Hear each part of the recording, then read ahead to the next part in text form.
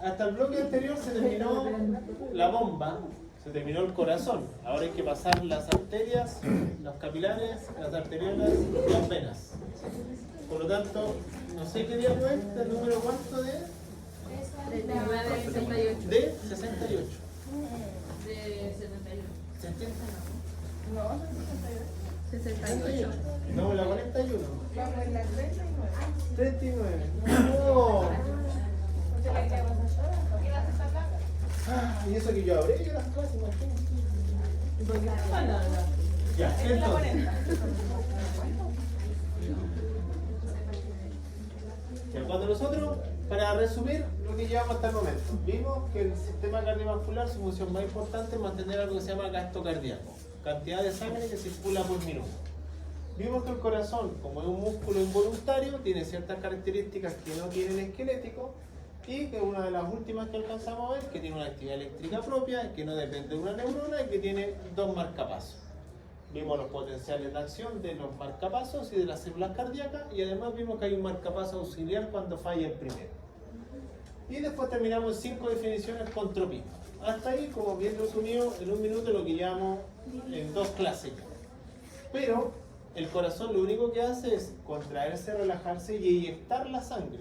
Pero la sangre una vez eyectada tiene que ir por tubos.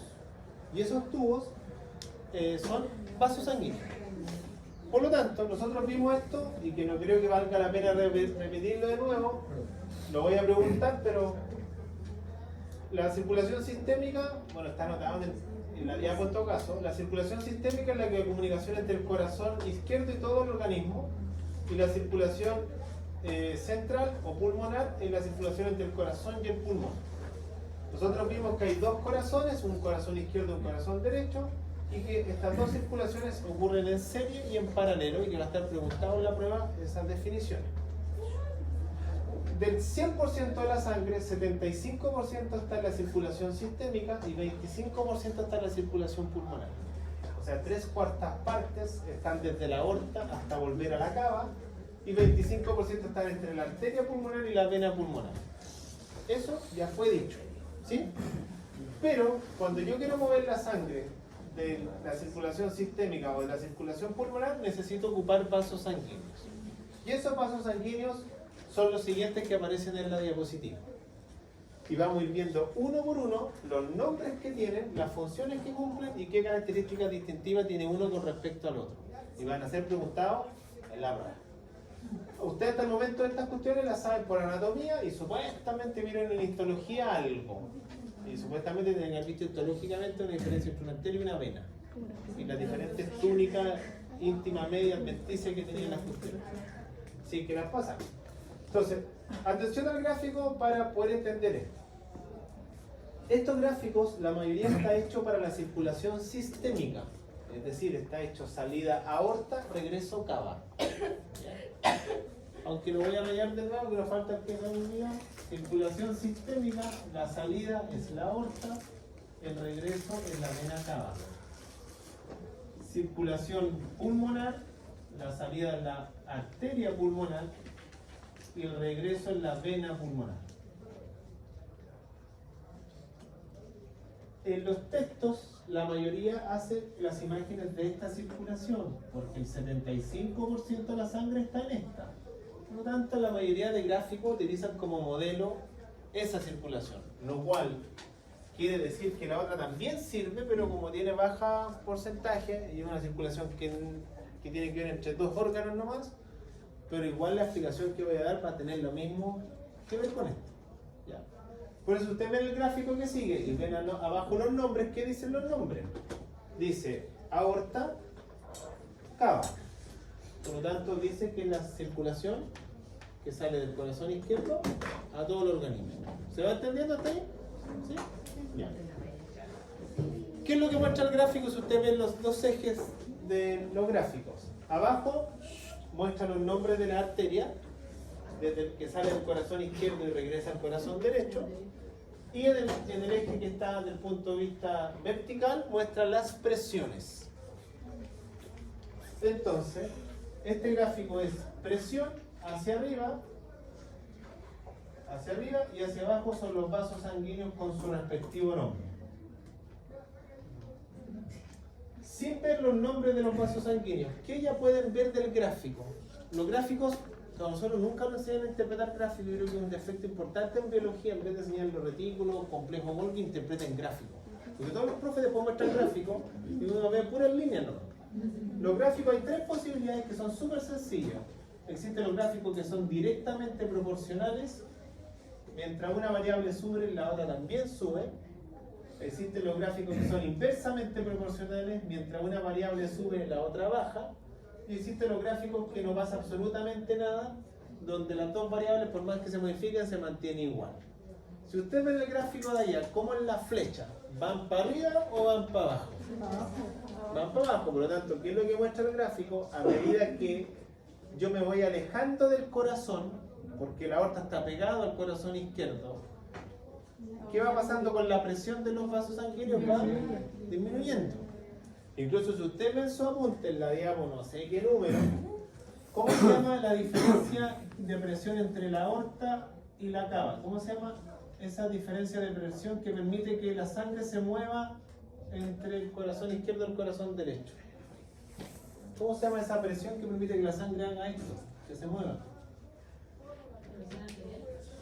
O sea, presión arterial es la que yo mido. Pero bueno, después van a estudiar, porque ya el segundo no va a haber bajada de escala, ya no va a haber compasión, va a ser no mercy. Presión de perfusión. Si usted va a la presión de perfusión, ¿cuál es la presión de perfusión de la aorta? 98.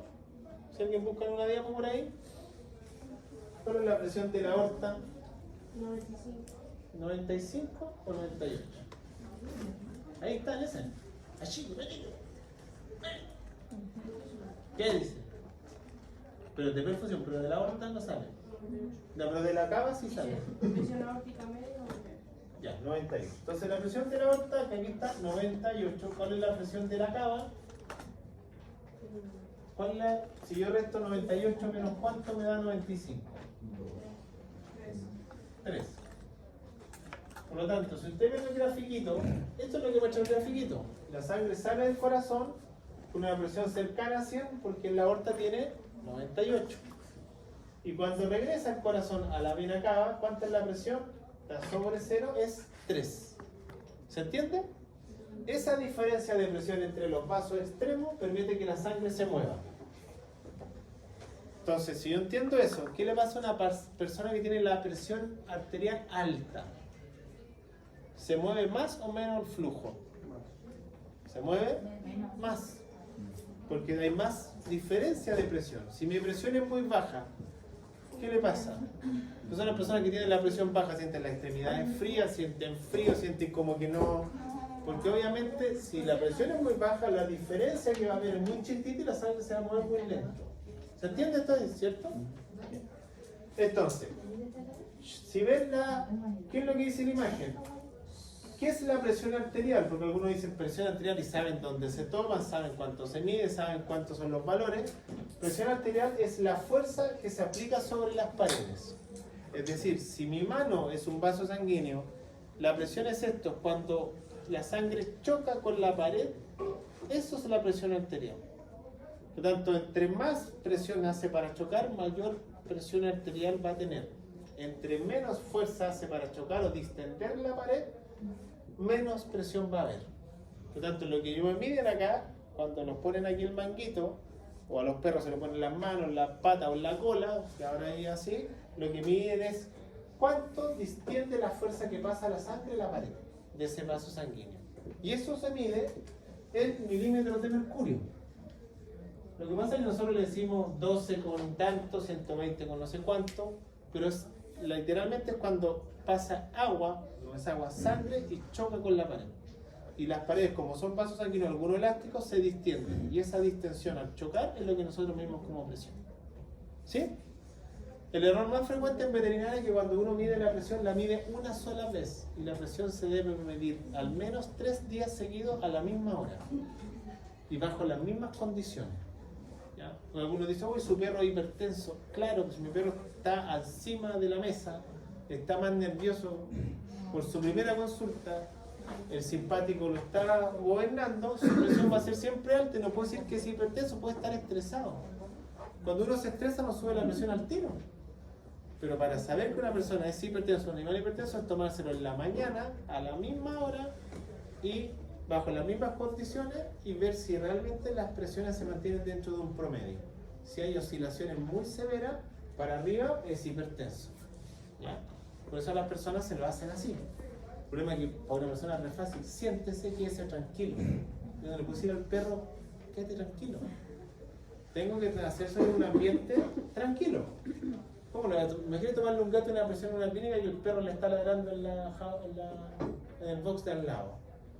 O tengo al gato alojando en el mismo sala de infeccioso con los perros al lado. Imposible, po. Eso no es hipertenso, eso es estrés. Pero eso tiene su presión alta. ¿Se entendió? Entonces, presión arterial, la presión con la cual sale la sangre del corazón izquierdo es 98 en un individuo sano y vuelve con 3. Esa diferencia de presión, como dijo su compañero, se le llama presión de perfusión y el valor normal es 95. ¿Sí? Bien. Entonces usted va, ¿por qué la presión va disminuyendo? Algunos dirán, pero profe, sale con 98 y vuelve con 3. ¿Cómo lo hace para volver con 3? Vuelve con casi 0. Y la logré empujar todo de aquí, lo empujé a todo y volvió acá con 3 igual, pero igual volvió. ¿Cómo? ¿Por qué la presión va disminuyendo?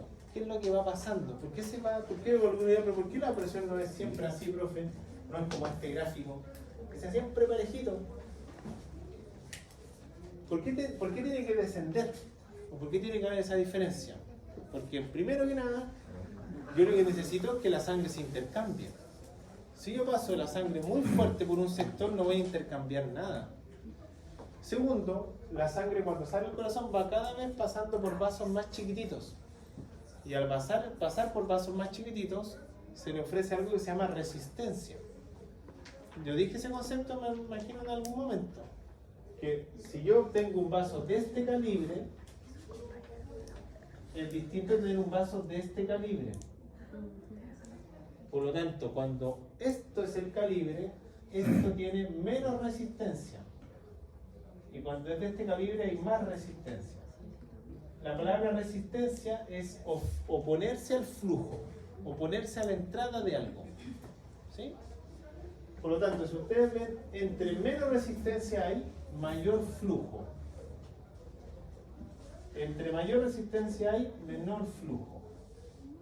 Por lo tanto, si en un vaso chiquitito entra poca sangre, ¿va a distender alto la pared o va a distenderla poco? Poco. Por lo tanto, ¿cómo va a ser su presión? Baja. Porque ¿qué dice la presión ahí? La fuerza con que se aplica sobre la pared. Si yo tengo un vaso muy grande, voy a ponerle mucha fuerza a la pared, por lo tanto su presión va a ser alta. Pero si mi vaso es chiquitito, la presión va a ser baja. Por eso, a medida que yo me voy alejando del corazón, como los vasos van disminuyendo de tamaño, se les va ofreciendo mayor resistencia, va a pasar menos flujo y al chocar el flujo con la pared va a hacer menos presión. Por eso las presiones van disminuyendo. ¿Se entiende o no? ¿Sí? Esos vasos sanguíneos tienen nombres, están las grandes arterias como la aorta, arterias grandes, arteriolas, capilares, vénulas, venas específicamente. ¿Cómo se le llama a estos vasos? De la siguiente manera. Las arterias se les llama vasos elásticos. Por lo tanto, de aquí en adelante, si yo digo vasos elásticos, son las arterias. Los capilares se les llaman vasos de intercambio. Ahí es donde se intercambia la sangre o los gases. Las arteriolas son los vasos musculares. Vasos musculares son las arteriolas. Y las venas se les llama vasos capacitantes, que los vamos a ver a continuación qué significa, aunque yo lo había dicho. Capacitantes. Entonces tenemos a lo largo de esto vasos con una gran elasticidad vasos musculares, vasos de intercambio y vasos capacitantes. ¿Ya? Y vamos viendo qué hace cada vaso para permitirme que yo en este momento mi corazón esté impulsando la sangre del corazón izquierdo y esté volviendo al lado derecho sin hacer ningún esfuerzo físico. Solamente, y además estamos hablando de nosotros que somos de este eje, por lo tanto hay un efecto que hay que superar que se llama gravedad. Porque yo tengo que mover la sangre en contra de la fuerza de gravedad, de mis pies hasta mi cabeza. En cambio, un animal no ocurre tanto eso porque al ser horizontales no hay tanto efecto de gravedad como ocurre en nosotros.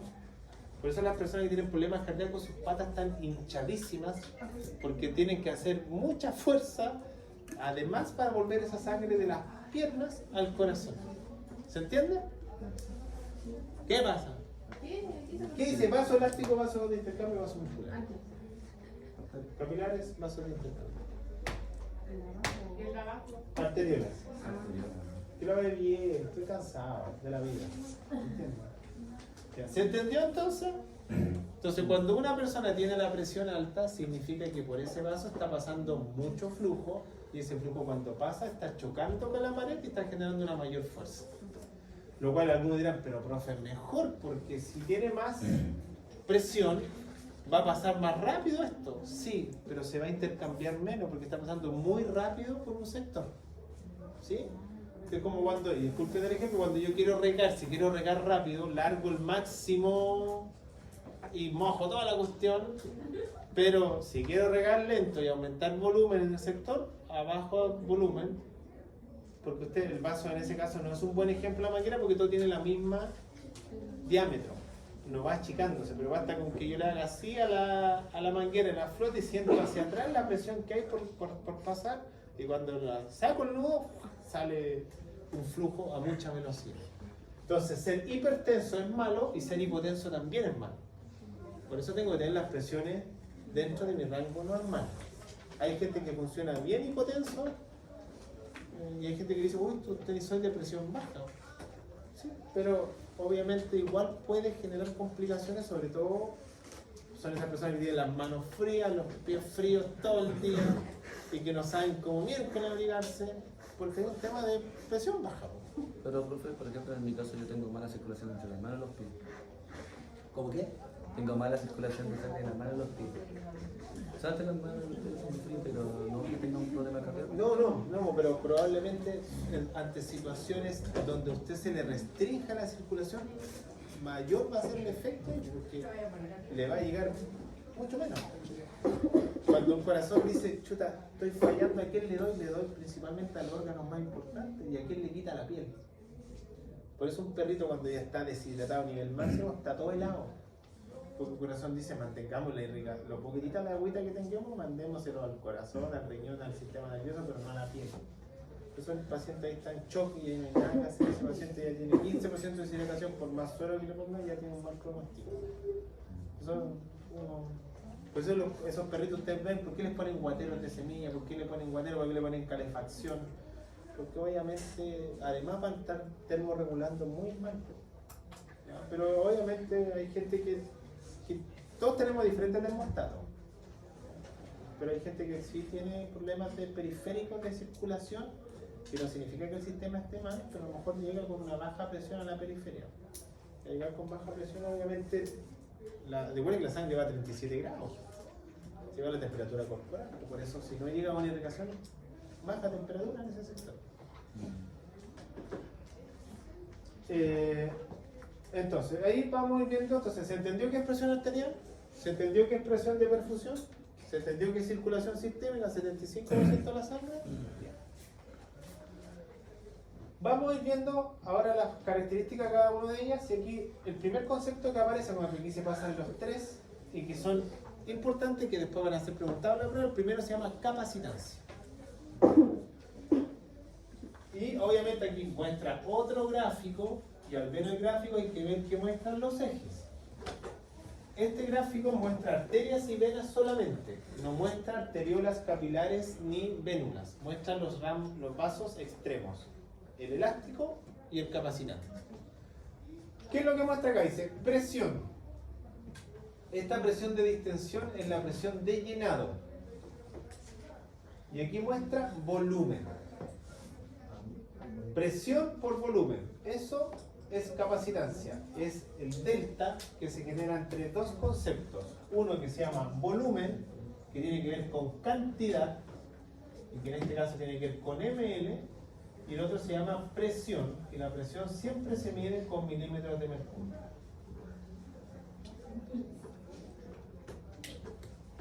Por lo tanto, ¿qué muestra la imagen acá? Para que ustedes la vayan entendiendo, o para que se entienda este concepto que es súper raro.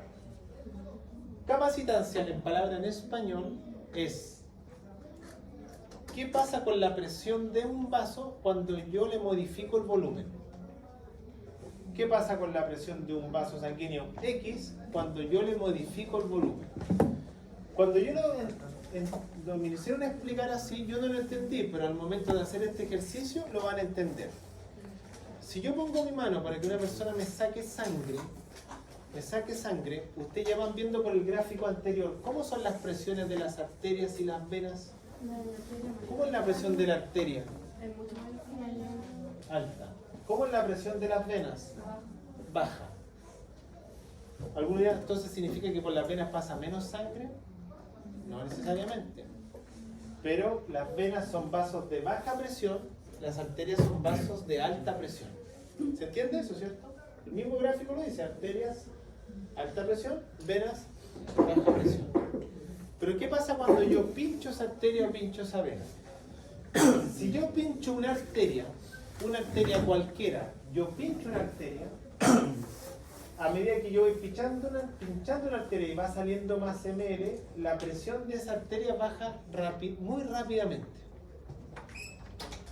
Es decir, ¿qué es lo que pasa cuando una persona, disculpen el ejemplo, pero cuando uno ve las películas y la mayoría de la gente le disparan y tiene una hemorragia arterial, la mayoría de la gente muere por hipotensión.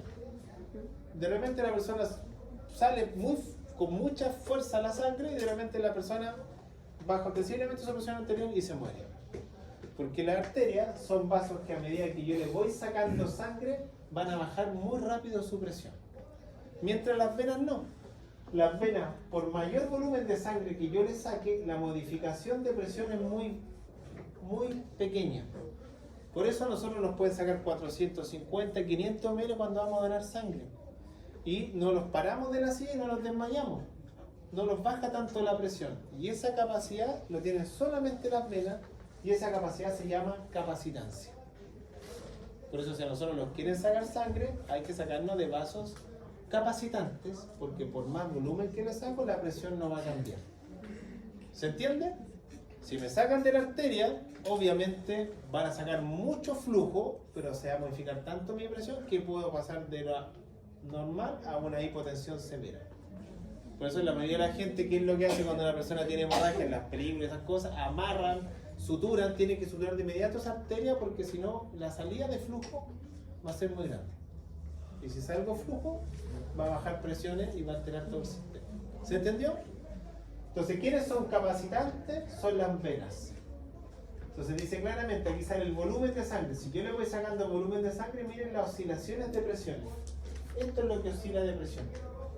Miren la arteria, si yo le saco volumen, miren todo lo que oscila su presión. Si yo le saco volumen, miren qué va pasando con la presión, va disminuyendo. Eso no lo tienen las arterias a capacidad, las venas solamente. ¿Sí? Por eso nosotros le llamamos sangre venosa, no sangre, no nos sacan sangre de la arteria. ¿Sí? ¿Se entendió o no? Por hecho, si alguno se manda un condoro y en vez de tomar de la yugular funciona la carótida, puede causarle se puede morir el caballo, porque viajan cerquita aquí. Por eso cuando van a tomar la yugular, todos se preocupan de ocultarla, todos se preocupan de poner la jeringa en este sentido, porque la sangre viene, no va. Hay gente que a veces, yo he visto gente que toma así, o gente que toma así sangre aquí. Si esta es sangre que viene del cerebro, entonces viene de vuelta, sin vena. Entonces por eso la ponen en este sentido la aguja y llenan, listo, todo en la vena. Pero al ladito de la vena está la carótida y esa es la que lleva la sangre de aquí hacia acá.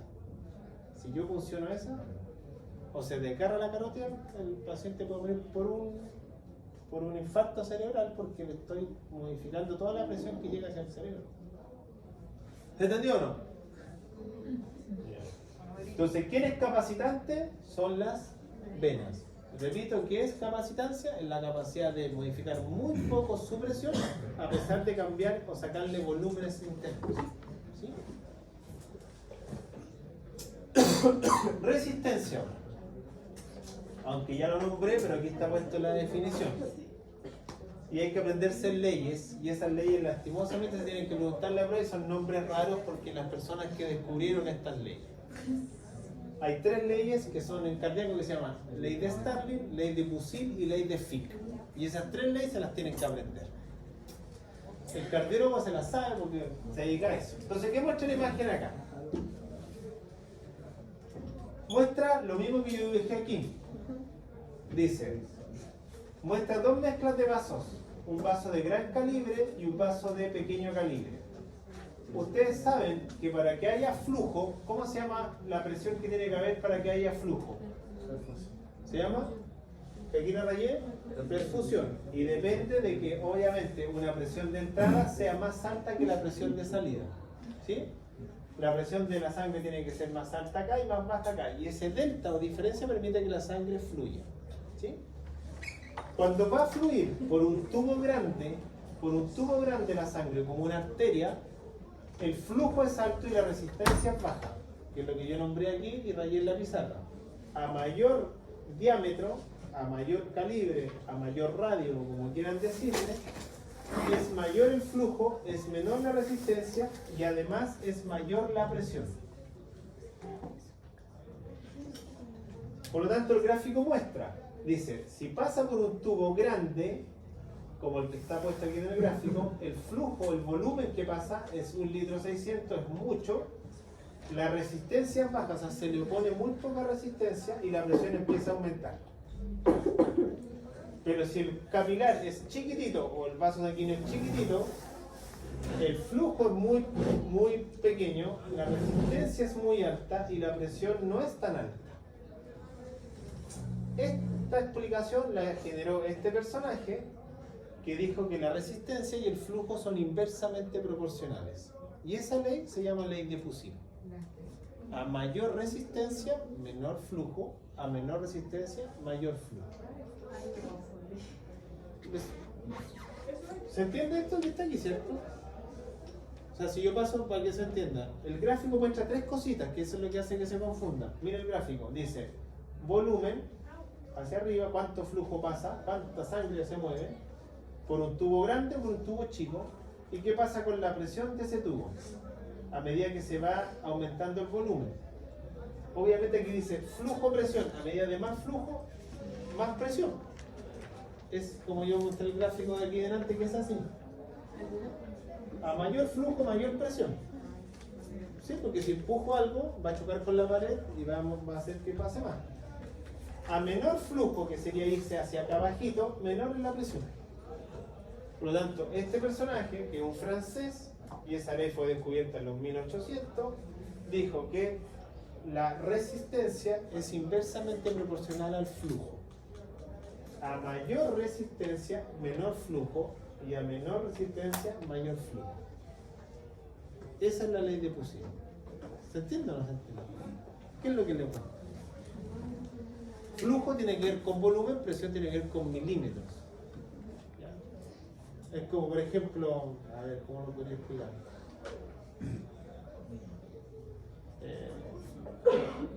A ver, si yo, por ejemplo, si yo inflo un globo, y un globo de ese tamaño, y un globo de este tamaño, yo puedo entrar más flujo acá. En este entro más flujo, pero tengo que hacer menos fuerza para que se llene. Porque como es tan grande la pared, entra fácilmente el líquido. Pero acá, si yo quiero inflar un globo de esos chiquititos o una bombita de agua y echarle, se va a llenar con muy poco flujo va a quedar acá, pero tengo que hacer demasiada presión para abrir ese vaso para que pase. Entonces, la ley de Busil dice que a mayor resistencia, es decir, a tamaños más chiquititos, menor es el flujo. Y por ende, en los vasos grandes al revés. Y esa ley se llama ley de Busil. ¿Sí? Entonces, ahí dice resistencia es el delta, o sea, la diferencia entre presión por flujo. Entonces, ustedes me van entendiendo esto que estoy explicando acá. ¿Cómo lo podríamos hacer si yo tengo los mismos vasos, usted tiene los mismos vasos sanguíneos que yo? Pero el músculo le dice al corazón, corazón, necesito más sangre, te voy a salir a trotar. ¿Cómo le puedo aportar a un músculo más flujos? ¿Qué tendría que disminuir para aumentarle más flujo? Considerando esta ley. ¿Cómo le doy más flujo a un músculo? ¿Qué tendría que modificar? Utilizando la energía, la resistencia. ¿Cómo modifico la resistencia? ¿Qué tendría que hacer con el vaso para modificarle la resistencia? Y una palabra súper técnica, ustedes ya la conocen hace mucho tiempo, que por algo se llama vasodilatación y vasoconstricción. Yo puedo hacer que los vasos tengan más tamaño y así pasa más flujo, o puedo hacer que los vasos tengan menos tamaño y pasen menos flujo. Y eso tiene que ver con esta ley. Por eso cuando uno se pone rojo en ciertos lugares porque se dilató el vaso. Por lo tanto, ¿qué pasó con la resistencia? Fue menor y pasó más sangre. ¿Se entiende, no? ¿Cuáles son los vasos musculares del eje? Entonces la arteriola hace eso. La arteriola dice, uy, te tengo que dar más sangre ahora. ¿Y qué hago? La arteriola dice, voy a aumentar mi diámetro. Me voy a vasodilatar. Porque si mi vaso dilato, tengo menos resistencia y va a pasar más sangre. No, sabes que ahora te tengo que quitar sangre tipo en este momento porque le tengo que dar a otro personaje. ¿Qué hago? Me vasocontraigo. Me achico más y al achicarme más resistencia tengo y menos sangre va a pasar. O sea, funciona la tabla. Funciona como la tabla. Estas son las formas de que uno puede modificar el calibre de los vasos. Y eso solamente lo hacen las arteriolas. Por eso las arteriolas en el gráfico que yo nombré anteriormente, las arteriolas yo le escribí acá abajo que se llaman vasos musculares. Porque ¿qué músculo tiene la arteriola? ¿Es cardíaco, esquelético, liso? ¿Estudiaron para la prueba? ¿Por algo se va pasando más atrás esta cuestión? ¿Es cardíaco la arteriola? Yo la puedo gobernar. ¿Es esquelético? Yo le puedo decir, oye, contrae la arteriola. ¿Es cardíaco? No, es liso. Y si era liso, existía el unitario y el multiunitario. Y el liso, ¿qué característica tiene que no tiene el esquelético? Tiene una elongación de 3 a 4 veces más. Por lo tanto, gracias a eso la arteriola hace esto y cambia este tamaño. Pero eso lo va haciendo todo el día de acuerdo a las demandas que uno tenga. Si ahora que ustedes están sentados, su músculo no le está pidiendo irrigación porque no se están moviendo. Su cerebro le está pidiendo. Supuestamente no puede estar atento. ¿Se entiende? Por lo tanto, ¿cómo lo hago? Modificando los calibres. Pero alguno dirá, profe, le entiendo esta cuestión.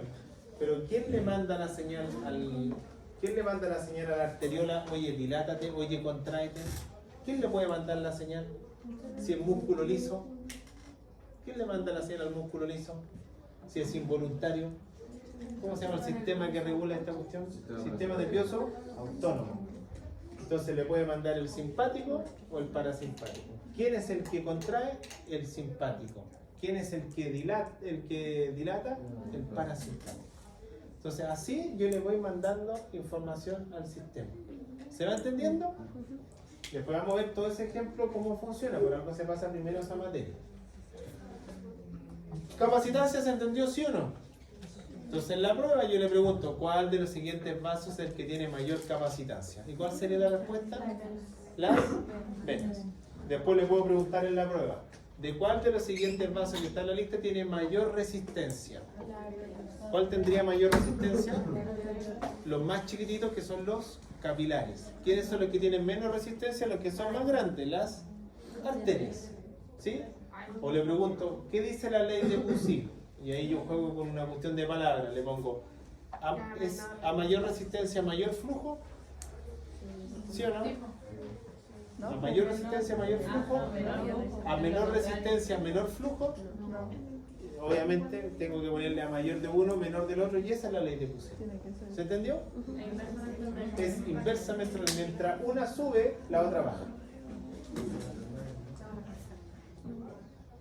Entonces aquí, para ejemplificar esto, pone esto para explicar lo mismo que expliqué a palabras, lo pone en un dibujito para explicar con números, porque alguno necesita ver el número. Ahí muestra el cerebro de una persona Ahí muestra el cerebelo de una persona, aquí muestra la médula, el tronco o la médula oblonga, que después se llama médula espinal, que va por la columna vertebral. Entonces miren acá la diferencia. ¿Cuál es la diferencia entre este vaso y el que está acá? ¿Qué es lo que se modificó? El calibre. Si usted ve el dibujito, ¿tiene el mismo diámetro eso que esto para el dibujo? No. Entonces, ¿qué dice acá?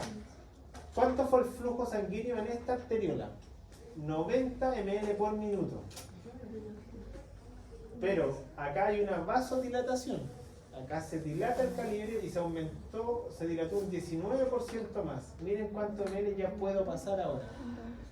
180. O sea, modifiqué levemente el calibre y tengo la capacidad de poder pasar mucho más volumen.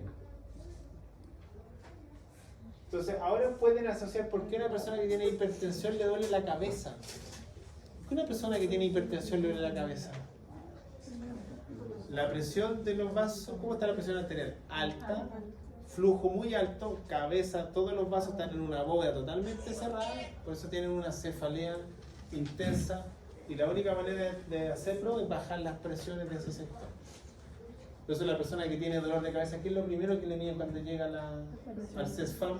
La presión. Y descartan que la presión sea el motivo de ese dolor de cefalea intenso, dentro de muchas causas más. Pero la primera que debo descartar porque estoy generando una mayor presión sobre los vasos y la sangre está pasando muy rápidamente. Hay un cálculo que se hace. ¿Cómo? Hay un cálculo que se hace para sacar la presión cerebral. No, para hablar más fuerte estoy enferma. ¿Qué le pasa? No, pero te digo que hay un cálculo que se hace tomando la presión arterial o la presión... O sea, es que la presión arterial de nosotros, o sea, lo que se hace se extrapola. Yo nunca voy a medir la presión que hay en el cerebro, yo la que mido es la que está acá.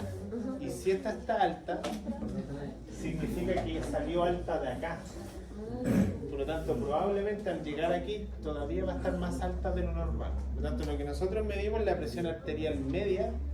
Y esa es la que nosotros medimos, que es entre 120, 100, 120, 60 con 80. Hacen un cálculo midiendo una presión, no sé cómo se llama. O sea, está alto acá, no, está alto acá, se entiende que va a estar alto acá también. Y la persona va a tener a lo mejor dolores oculares, le duele la vista, le duele la presión, tiene a lo mejor ganas de vomitar, porque está todo, esos vasos sanguíneos están todos dilatados y está generando más compresión a todo lo que está aquí y además todo esto está cerrado. No lo podemos livianar de presión, a no ser que hagan una craniotomía y ahí uno libera de presión. Como les pasa a las personas que tienen TEC, traumatismo encefalocraniano, a esas personas que a veces hay que abrirle el cráneo para liberar la presión que está dentro.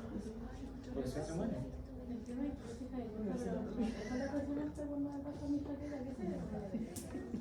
Porque las mujeres, porque tienen más jaqueca, porque las mujeres tienen una hormona que se llama estrógeno. Y el estrógeno genera vasodilatación, independiente de que su corazón esté bien. Por eso las mujeres, cuando llega a su ciclo menstrual, el dolor de cabeza es una de las características.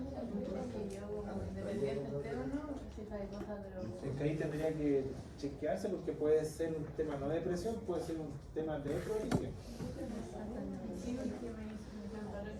Igual pensaban que era el corazón y se anotó el examen y el corte, el electro y estaba todo bien. Después. Yo creo que muchas veces son hormonales. Y eso se puede regular, pero es súper difícil llegar a un diagnóstico de una cefalea o una migraña, como le dice mucha gente. Y el tema de deshidratación produce... La deshidratación igual genera, pero es que la deshidratación hace lo contrario, porque la sangre está con el flujo más lento. Puede generarle una cefalea, porque obviamente el corazón está empujando con menos fuerza, menos presión, porque está más aguachenta. La sangre no está aguachenta, sino que está viscosa. Le cuesta mucho moverse. Entonces hay una letargia que es totalmente lo contrario. No significa que haya una hipotensión, pero el corazón dice, chuta, ¿a quién le tengo que asegurar buena presión? Y aquí al riñón, a los demás me importa un trabajo. Entonces, ¿qué hago con eso? Dilato los que me importan, contraigo los que no me importan. Porque al contrario, los que no me importan, les mando menos sangre. ¿Sí? Por eso usted ahora, por ejemplo, no... Usted está sentado, su músculo no está funcionando, le estoy quitando mi músculo para darle a otro en este momento. Pero basta con que yo baje, camine, corra le voy a quitar a otro y le voy a dar al músculo. Esto es así todo el día. Y si ese corazón logra adaptarse a todas esas necesidades todo el día, es un corazón suficiente, está haciendo su función. El problema es que basta que no haga su función y todas esas demandas extra, el corazón no las realiza. ¿Se entendió capacidad? ¿Se entendió resistencia? Ya, la ley de resistencia, repito, se llama ley de Poussin. Es inversamente proporcional. Mientras uno aumenta, el otro baja. Y el ejemplo aquí ya lo mostré. Entonces, veamos estos dos para hacer el segundo recreo, porque algunos ya están en la estratosfera aquí sentados durmiendo ya. Pero ¿para qué no vamos a ver los tenis? Nunca. Entonces, miren acá para que se entienda. Pongan atención. Comparen el gráfico 1, que es este que está acá, y dice claramente el título, gasto cardíaco en reposo. Estoy en reposo. Y calculen el que aparece acá, que se llama gasto cardíaco en ejercicio. Si usted ve en el gráfico, sale de los dos gráficos lo mismo. Sale el pulmón, circulación central, corazón izquierdo, a todo el organismo, por lo tanto circulación sistémica, y salen los mismos órganos abajo, pero sale el porcentaje de sangre que yo le aporto a cada uno en reposo y cuánto le aporto cuando hay ejercicio. Se pongan atención al ejemplo y va a quedar súper claro esto. ¿Cómo se llama la sangre que sale del corazón en un minuto? ¿Cómo se llama ese concepto? Capacidad del corazón de mantener un volumen de sangre por minuto. Se llamaba gasto cardíaco. Ese gasto cardíaco yo lo mido en porcentaje, al 100%. Entonces miren, del 100% que salió del corazón en reposo, ahora como están ustedes durmiendo como quieran, al corazón yo le aporto el 5% de todo lo que expulso, al propio corazón, 15% al cerebro, 20% a todas las vísceras intestinales, intestino, vaso, hígado, 20%, al riñón, 20%, al músculo, 20% y a otros órganos, 20%, en reposo. Pero la persona va a hacer ejercicio, va a salir a trotar, va a correr una maratón, el perro de un calvo lo tengo que salir a correr, a cazar, y tengo que hacer lo que se estimule. ¿Qué es lo que le pasa? Y miren acá lo último que indica los diámetros ahí, revisen, vean los diámetros de esto, y revisen la flechita que aparece aquí. La flechita que aparece acá, entre la flecha más grande, más flujo, entre la flecha más chiquitita, menos flujo. Entonces, si entienden el gráfico en reposo, miren lo que le pasa si yo hago ejercicio. ¿Qué es lo que pasa cuando uno hace ejercicio? El sistema dice, vas a hacer ejercicio, hay un sistema que te está pidiendo más sangre, y ese es el músculo esquelético. Pero cuando tú haces ejercicio, tu frecuencia cardíaca aumenta, tu pulso aumenta, tu contracción cardíaca aumenta, pero mueves la misma sangre por minuto, pero la estás moviendo con más ciclos en un tiempo nomás. Entonces miren lo que le pasa. ¿A qué órganos se le mantiene la irrigación y a qué órganos se les disminuye? Al propio corazón tengo que irrigarlo porque es el que está funcionando. Miren lo que le aporto al cerebro, es un ejemplo hipotético, 4%. Se le quita un 11% si lo comparan con el anterior. Esplácnico o digestivo le quito un 16%. Renal le quito un 16%. Otros le quito un 15%, pero miren cuánto le aporta el músculo, un 78%. Entonces el sistema dice, ¿cómo miércoles el corazón le va a dar casi el 80% de la sangre a un solo sistema y el otro lo va a seguir irrigando? La única manera que tiene es modificando el calibre de los vasos. Por lo tanto, en estos vasos va a haber una vasoconstricción y en este va a haber una vasodilatación. Y como se está contrayendo más la cantidad de sangre que está retornando al corazón, se está tratando de retornar la mayor cantidad de sangre porque necesito bombear rápidamente a todo el sistema. Por lo tanto, una persona cardiópata esta posibilidad no la tiene, porque ya tiene comprometida la propia irrigación del corazón. Entonces, hacer lo que haga ejercicio, lo voy a descompensar absolutamente. Por eso una persona o un perro cardiópata, lo primer signo clínico de un perro con problemas cardíacos es intolerancia al ejercicio. Se cansa rápidamente o se descompensa rápidamente con el ejercicio. Porque este desbalance es el que genera este problema. ¿Se entendió? Entonces, vamos a ver después del recreo cómo lo hacemos, porque suena bonito, pero hay que ver cómo se hace, y eso es lo último que nos queda para terminar el cardiovascular. ¿Se entendió? Ya. 15 minutitos más, porque si no algunos ya aquí no sé, están en la estratosfera. O algunos van a leer el paper recién. Puede ser. Y ya tú recién. ¿Qué pasa? 12:05 partimos. Dígame. Una sola pregunta.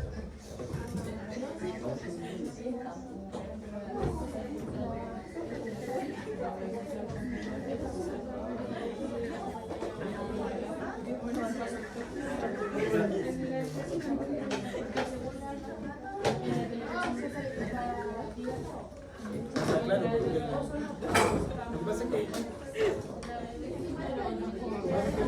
que considerar dos cositas.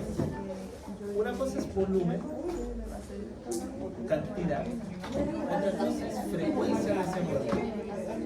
Cuando yo estoy, por ejemplo, ahora, mi presión puede estar en 80, mi latido, tengo por minuto 80 latidos. Le aporto probablemente mayor volumen, porque además tengo más tiempo para aportar ese volumen. Cuando yo voy a hacer ejercicio, el volumen que pasa no es el mismo, pero tengo más ciclos. Son dos cosas totalmente distintas. Una es ciclos y otra es volumen.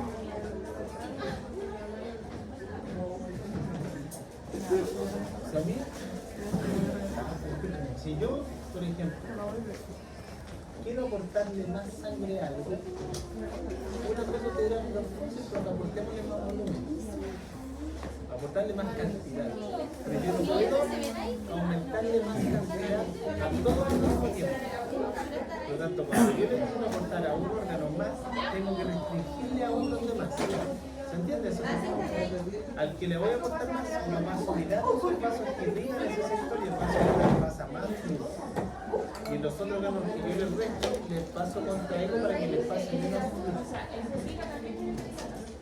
Es que el corazón necesita entender eso porque es el que está funcionando más. Es que al corazón nunca le puede quitarse esto. Porque si yo quito la propia indicación al corazón, las células que forman el corazón también necesitan oxígeno. Por lo que la gente va. Es que más que dilatar, voy a favorecer que se retorne mayor cantidad de sangre para poder inyectar más. Porque si yo no inyecto más, o sea, si yo no recupero todo lo que estoy empujando, ¿cómo sigo el círculo? Tengo que dilatarme también el corazón. Pero es una persona que ya tiene las coronarias dañadas, no tiene el 5%, tiene menos. Entonces, si yo lo hago forzarse, imagínense cuánto le estoy restando a órganos, le estoy restando las 50, 60, hasta 80%, igual siguen funcionando. Por eso, ¿cuál es la diferencia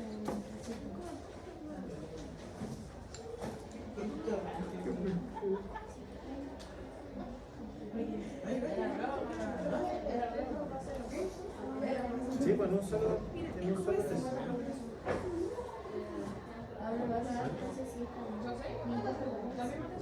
¿7? Sí, tengo perdón.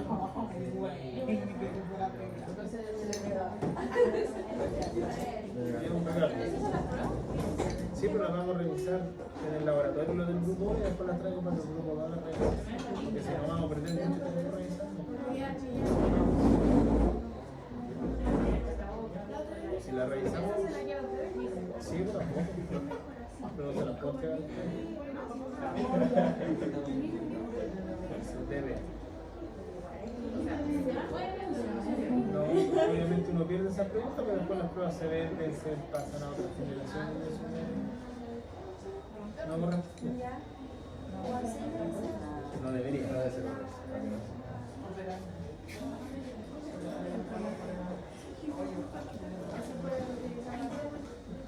Más que utilizarla, pero que piense lo que es injusto. Como usted no tuvo esa ventaja y cómo se la va a dar a otra persona.